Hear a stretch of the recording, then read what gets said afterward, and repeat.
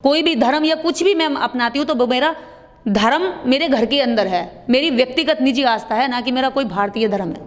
लेकिन पोस्टर लगा दिए इन्होंने तो कि हिंदू राष्ट्र की शुरुआत हो गई है देश में। ऐसे लोगों पर आपराधिक गतिविधियों में ऐसे लोगों पर देशद्रोह का मुकदमा चलना चाहिए, क्योंकि इस तरह से अगर आप कह रहे हैं भारत के अंदर कहीं पर बैनर लगा देते हैं और कहते हैं कि भी हिंदू राष्ट्र बन गया है, तो फिर भारतीय संविधान कहाँ है? हमें तो नहीं लग रहा कि हिंदू राष्ट्र की शुरुआत हो गई है। हिंदू शब्द से उल्टा अब ये सनातन शब्द पर शिफ्ट हो गए हैं। हिंदू राष्ट्र अब धीरे धीरे इन लोगों ने अपनी ही उल्टी सीधी हरकतों से खत्म कर दिया है। अब ये क्या कहते हैं, आप देखेंगे कि सनातन की बात करते हैं, हिंदू राष्ट्र की बात नहीं करते हैं। हिंदू राष्ट्र अगर होता भारत में तो भारत के अंदर प्रत्येक नागरिक अपने आप को कहता कि भाई मैं हिंदू हूं, लेकिन भारत का नागरिक कहता मैं भारतीय नागरिक हूं। और मैं भी कहती हूँ ये बात, मैं पहले भारतीय नागरिक हूं, उसके बाद मैं कुछ हूं। इन्होंने कहा स्वर्ग है, उन्होंने मान लिया। इन्होंने कहा नर्क है, नर्क मान लिया।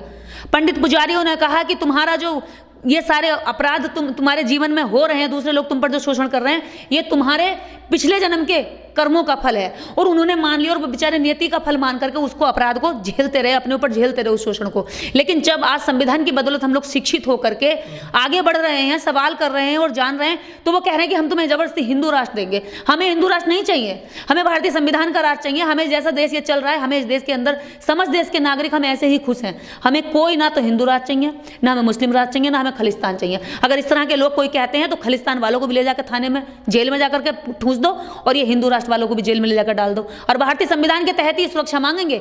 जब इन पर कार्रवाई होगी तो भारतीय संविधान के तहत जिससे संविधान से देश चल रहा है उसी कोर्ट में जाकर के ये अपनी अर्जी दाखिल करेंगे, क्योंकि वही इनको बचाएगा जब ये आपराधिक गतिविधियों में पकड़े जाएंगे।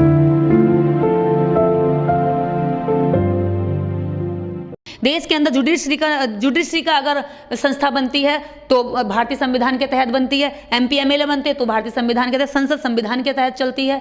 देश का सारी न्याय व्यवस्था संविधान के तहत चलती है, कानून व्यवस्था संविधान के तहत चलती है। आप कहाँ से कुछ अनपढ़ मूर्ख लोगों ने अगर ये बैनर लगा दिया कहीं पर 50 रुपए का छाप करके, तो क्या उससे हिंदू राष्ट्र बन जाएगा?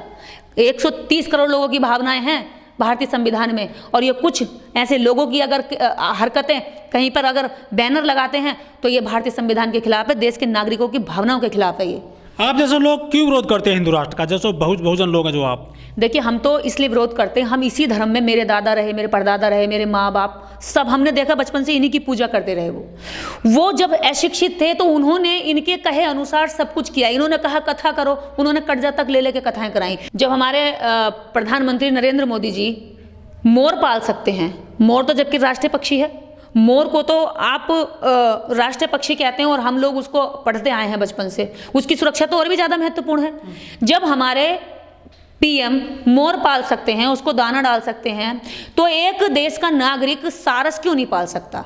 दूसरी चीज, सारस को कोई वो जबरदस्ती नहीं रख रहा, सारस अपनी मर्जी से वहां रह रहा है। ये भी नहीं उसने उसमें जंजीर डाली है, उसके पैर में कोई डाला है या उसको बांधा है, वो अपनी मर्जी से वहां उड़कर आ जाता, अपनी मर्जी से उड़कर वो अपने परिवार में चला जाता, फिर वो उसके पास आ जाता। वो भी इसलिए आता क्योंकि उसके साथ उस व्यक्ति ने मानवता निभाई थी। वो चोटिल था, वो घायल था, तो उसकी मरहम पट्टी की, उसको ठीक किया। उसे लगा कि ये व्यक्ति बहुत अच्छा है, इसमें करुणा है, इसमें दया, और वो उसके पास उड़ के उसके साथ आता है। वो दोस्ती में बदल गया या आना जाना। तो ये दोस्ती या प्रेम या मोहब्बत पशु तक जानते हैं, पक्षी तक जानते हैं, लेकिन हमारे देश की सरकारें नफरतें जानती हैं सिर्फ, और नफरतों से सारा काम कर रही हैं। जब आप मोर को प्रेम कर सकते हैं तो देश का नागरिक हंस को प्रेम क्यों नहीं कर सकता? ऐसा क्यों? आपको मोहब्बतें करने की भी इजाजत है और देश के नागरिकों को आप कह रहे हैं कि मोहब्बत नहीं कर सकते, नफरतें करो। ये तो बहुत गलत बात हो जाती है ना। अगर आपको वन विभाग उसको ले जाता है, देखिए वन विभाग का काम क्या होता है? पशुओं को, पक्षियों को संरक्षण देना। आरिफ भी उसको संरक्षण दे रहा था। आरिफ कोई उसको ये नहीं कि उसको मार रहा था, पीट रहा था या शोषण कर रहा था, वो भी संरक्षण दे रहा था, वो भी उसको पूरा खाना दे रहा था, पूरी डाइट जो उसको चाहिए था वो सब कुछ दे रहा था। तो आपको उसको ले जाकर क्या साबित करना चाहा? आप तो ये साबित करना चाह रहे हैं कि आप दो एक जगह कोई भी एक प्रेम करने वाले लोग जब दो जगह बैठेंगे तो आप उनको अलग अलग कर देंगे। ये अलग अलग करने की जो राजनीति है इसलिए घटिया है, और ये अलग भी नहीं होते। अगर वहां पर एक विपक्षी पार्टी के नेता आरिफ और हंस की दोस्ती देखने ना चले जाते तो शायद आज ये ड्रामा भी नहीं हो रहा होता। बस इसलिए आप नाराज हो गए कि कोई उसको मोहब्बतों को जाकर के कह देता कि भी बहुत अच्छा है, ये तो देखिए तो बहुत ही अजूबा, एक पक्षी जो बेजुबान है, जो जानता नहीं है कि किसी के साथ रिश्ता रखने में क्या मतलब, उसका कोई स्वार्थ तो पूरा हो नहीं रहा। हंस का या सारस का कोई स्वार्थ तो पूरा नहीं होता आरिफ से, लेकिन वो फिर भी उसके साथ जुड़ा हुआ था केवल इसलिए क्योंकि उसे ये लगा कि ये व्यक्ति कितना मेरे दर्द में उस समय खड़ा रहा था, उसके बावजूद आपने उसको अलग कर दिया। मुझे समझ में नहीं आता कि ये देश में राजनीति मोहब्बतों की हो रही है, एकता की हो रही है, या नफरतों की हो रही है। इतनी नफरत कि आप पक्षी तक पे नफरत उतार रहे हैं अपनी। गाय पालने वालों को भी तो रास्ते में पकड़ पकड़ के मॉब लिंचिंग की जा रही है। भैया गाय पाली तो उसको आप बेच नहीं सकते, गाय पाली उसको कोई रेट नहीं लगा सकते। और इससे अच्छा तो बस सही बात है, आप सही कह रहे हो कि यार उसे हंस को पालने से अच्छा गाय पाल लेता, कम से 2-4 लीटर दूध तो दे दी, और ये उसको अवार्ड दे देते कि आपने गाय पाली है। यानी कि गाय ही सब कुछ है, गाय ही पशु है, गाय ही पक्षी है। मतलब जानवरों के बीच में आपने ऐसा एक, उनमें भी आपने बंटवारा कर दिया। इतना बंटवारा किसी देश की राजनीति में नहीं हुआ जितने इस भारत के अंदर हो रहा है। जितने भी बयान हमारे पीएम साहब के आते हैं, उन बयानों की अगर समीक्षा की जाए तो उसमें बहुत सारी चीज़ें ऐसी होती हैं जो वो अपने ही बयान के खिलाफ काम करते हैं। अपने बयान के खिलाफ वो खुद काम करते हैं। एक तरफ वो खुद पक्षी को प्रेम कर रहे हैं, एक तरफ पक्षी प्रेम करने वाले को वो अलग कर रहे हैं। अपना सरकारी शासन जो उनका प्रशासन है उसके माध्यम से वहां पर अपना जोर दिखा रहे हैं, अपना जोर आजमा रहे हैं। जबकि ये पूरी तरीके से, मैं ये मानती हूँ देश की जनता कोई भी होगी, आज देश के सारे नागरिक इस घटना की आलोचना कर रहे हैं कि आपको क्या परेशानी हो रही थी, आपको क्या बोझ पड़ रहा था, आपका देश का क्या नुकसान हो रहा था, देश के अंदर किस तरह की, इससे क्या फर्क पड़ रहा था। इससे तो लोगों में और यही बात जा रही थी कि देखिए किस तरह से पक्षी भी प्रेम करते हैं। और एक तरफ आप अभी ढोर गवार पशु शूद्र नारी सकल ताड़ना के अधिकारी कह रहे हैं कि पशुओं को भी पढ़ाया जा सकता है। एक व्यक्ति जब पशु के साथ रह रहा है, उसको अपनी थाली में खाना सिखा रहा है, यानी कि एक अच्छे तरीके से उसके साथ रह रहा है, व्यवहारिकता सिखा रहा है, और वो व्यवहारिकता सीख रहा है, तो आप उसको अलग कर दे रहे हैं। तो आपने तो पशुओं को, पक्षियों को पढ़ाने की बात की है ना, ताड़ने की बात की है, और यहाँ पर जब एक व्यक्ति अपने साथ में पशु पक्षी को रखता है तो इतनी नफरत करते हो उसको अलग कर देते हो। लेकिन महबूबा मुफ्ती हैं जम्मू कश्मीर की पूर्व मुख्यमंत्री, वो मंदिर गई हैं, शिवलिंग पर उन्होंने जो है जल चढ़ाया है, वो भी हिंदू की आस्था दिखा रहे हैं। वो देखिए ऐसे तो मोहन भागवत जी मस्जिदों में जाकर के, दरगाहों में जाकर के चादर चढ़ाते हैं, तो क्या वो मुस्लिम राष्ट्र बना रहे हैं? तो क्या मुस्लिम राष्ट्र बन जाएगा? ऐसे तो मुसलमान हल्ला मचाने लगे, देखिए हमारा बन गया मुस्लिम राष्ट्र, हमारा बन गया मुस्लिम राष्ट्र, भारत मुस्लिम राष्ट्र हो गया, क्योंकि मोहन भागवत ने आकर के, जो हिंदुओं का सबसे बड़े नेता हैं, उन्होंने आकर के हमारे यहाँ पर चादर चढ़ा दी, दरगाह में चादर चढ़ा दी, टोपी पहन ली, तो क्या मुस्लिम राष्ट्र बन जाएगा? कल को कोई चर्च में जाकर के क्या कहते हैं, प्रार्थना कर ले, प्रेयर कर ले, तो फिर कह दे कि भैया ये तो क्रिश्चियन राष्ट्र बन रहा है। इस तरह से जाना आना ये एक राजनीतिक कदम होता है, और ये राजनीतिक नेता अपने वोट के लिए करते हैं, ये करते आए हैं और करते रहेंगे आगे भी। इससे राष्ट्र का क्या लेना देना? वो उनकी निजी पार्टी का स्वार्थ है, वोटों की राजनीति चल रही है। लेकिन हिंदू जाते रहे हैं मस्जिदों में, उनके साथ मिल जाते हैं, घुल जाते हैं, लेकिन मुस्लिम मंदिर में नहीं आते। वो मस्जिदों में जाकर के आज तक उन्होंने कोई नमाज भी नहीं पढ़ी है महबूबा ने, लेकिन वो मंदिर में जो गई हैं, शिवलिंग पर जो उन्होंने जल चढ़ाया, ये बड़ी बात हुई है ना।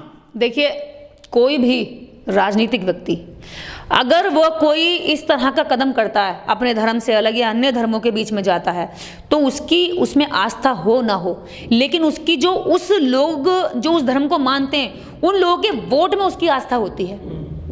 कि मान लीजिए कुछ बहुत सारे लोग मुस्लिम धर्म को मानते हैं, तो भले ही हमारी मुस्लिम धर्म में आस्था नहीं है, एक राजनीतिक व्यक्ति अपने राजनीतिक लोभ से सोचता है, लेकिन उसे ये पता है जो लोग मुस्लिम धर्म को मानते हैं, इनका जो वोट है, मेरी इसमें आस्था है, मुझे वो वोट लेना है, तो उनकी आस्था किसी धार्मिक उसमें नहीं होती है, उनकी आस्था वोटों में होती है, और वो वोटों के लिए जो उनको कदम सही लगता है वो उसको उठाते हैं। वो धार्मिक भी हो सकता है। मुस्लिम धर्म में मस्जिदों में महिलाओं को जाना अनिवार्य नहीं है, ना उनको एंट्री है, ना ही इस तरह के किसी भी वहाँ पर कार्य होते हैं महिलाओं के लिए, महिलाओं की तो एंट्री नहीं है उनके यहाँ पर, तो इसलिए वो नहीं गई।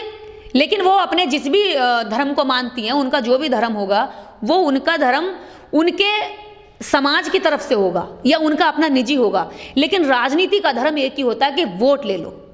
वो अपना राजनीतिक धर्म निभा रही है, और राजनीतिक धर्म हर नेता अपनी अपनी मर्जी से, अपनी अपनी इच्छा, अपने अपने तरीके से निभाता है, क्योंकि उन्हें पता है कि अगर हमें क्रिश्चियन से लेना होगा तो हो सकता है उनको खुश करने के लिए हमें चढ़ जाना पड़ेगा। अगर पादरी के पास हमें बैठना पड़ेगा तो हम कोई क्रिश्चियन थोड़ी हो गए, अगर हमें मुस्लिम के पास बैठना पड़ेगा तो वो मुस्लिम थोड़े हो गए। कितने सारे नेता अलग अलग धर्मों के अलग अलग जगह जाकर के लोगों से हाथ जोड़ते हैं, वोट मांगते हैं। ये वोट की अपील है, ना कि ये धर्म का परिवर्तन है, ना कि इसका धर्म से कोई लेना देना। अगर महबूबा मुफ्ती ने ये कहा हो, अनाउंस किया हो किसी डिबेट में या किसी अपने क्या कहते हैं भाषण में कि मैंने हिंदू धर्म अपना लिया है, तो ये अलग बात है कि वो हिंदू बन गई। बीजेपी के नेता कह रहे हैं कि उनका ड्रामा है, वो हिंदू बेशक मंदिर में चली गई हैं, वो मन से नहीं मानती हैं शिवलिंग को। देखिए ऐसे तो फिर ये भी ड्रामा करते हैं, इनसे बड़ा तो ड्रामाबाज कोई भी नहीं है। ये लोग तो एक तरफ तो कहते हैं मुस्लिमों को पूरी तरीके से ऐसा कर दो कि इन्हें खत्म कर दो, इनके कितने सारे बाबा, कितने सारे पोंगे पंडे जो है खड़े होकर के कहते हैं कि अगर योगी जी, अगर मोदी जी मुझे वो दे दें तो मैं इनको एक दिन में खत्म कर दूंगा। इस तरह के बयान देते हैं, खुलकर बयान देते हैं। और उसके बाद फिर उनके जो सरदार होते हैं, उनके जो बड़े नेता होते हैं, वो उससे अगले दिन जाकर के उसमें दरगाह में जाकर के चादर चढ़ा देते हैं। इसका क्या मतलब हुआ? तो इनसे बड़ा ढोंगी कौन हो गया? इनसे बड़ा ड्रामेबाज कौन हो गया? सबसे बड़ा ड्रामेबाज तो ये खुद है, क्योंकि ये खुद ड्रामेबाज है तो दूसरों को भी कहते हैं। हालांकि ये दोनों राजनीतिक लोग हैं, ना मेरा महबूबा मुफ्ती से कोई मेरा पक्ष है, ना मेरा इन लोगों के साथ कोई रिलेशन है, ना मेरा उनके साथ कोई है। मेरे तो कहने का मतलब ये है कि कोई एक महिला या कोई एक राजनीतिक नेता किसी धर्म विशेष के अंदर जाकर के माथा टेक लेता है तो इससे देश का क्या लेना देना है? वो अपने वोट की राजनीति का धर्म निभा रहा है, वो अपने उसको कर रहा है। इससे धर्म का क्या लेना देना और इससे देश का क्या लेना देना? तो हिंदू वोटर हैं वो आकर्षित होंगे क्या उनकी तरफ? देखिए, हिंदू वोटरों का हमें तो नहीं पता कि आकर्षित होंगे कि नहीं होंगे, क्योंकि ऐसा होता है हिंदू को जो है ना पूरी तरीके से एक ऐसा हिंदुओं का झुंड बनाया जा रहा, जिनकी दिमाग को बंद किया जा रहा, जिनको तर्क करना नहीं आएगा, जिन पर सवाल करो तो बौखला जाएंगे, जिनसे संविधान की बात करो तो चिढ़ जाएंगे, जिनसे समानता की बात करो तो नफरतों की बात करेंगे, जिनसे प्रेम मोहब्बत की बात करो तो वो मारने काटने की बात करेंगे। ऐसे लोगों का झुंड बनाया जा रहा, और ऐसे लोगों के झुंड में जो लोग शामिल हो चुके हैं, हो सकता है वो पसंद करें ना करें, ये उनकी अपनी निजी राय रहेगी, क्योंकि वो किसी भी तार्किकता को, वैज्ञानिकता को, साइंस की बात को या सही बात को मानने के लिए पूरी तरीके से बंद कर चुके हैं दिमाग को। तो अब ये उनके ऊपर डिपेंड करता है कि वो किसको मानेंगे, हिंदू राष्ट्र या मुस्लिम राष्ट्र या सिख राष्ट्र या खलिस्तान। ये जितने भी लोग ऐसे कहने वाले, ये संविधान के विरुद्ध है। सरकार कार्रवाई करे और इनको जाकर के जेल में ले जाकर के अच्छे से पटा फेरे इन पर।